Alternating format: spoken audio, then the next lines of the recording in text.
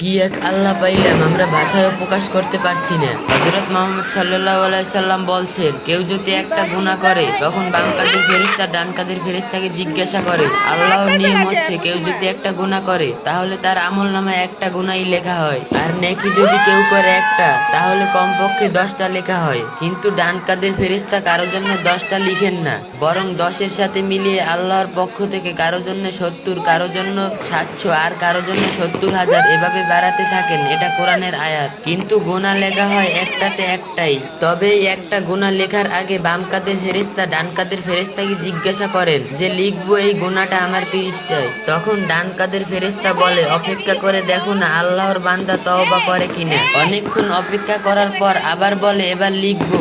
তখন ডান কাঁধের ফেরেশতা বলে, না আরেকটু অপেক্ষা করো, দেখো না তওবা করে কিনা। এবার ডান কাঁধের ফেরেশতা বলবে, আহারে তওবা করলো না, ঠিক আছে এবার লিখো, তবে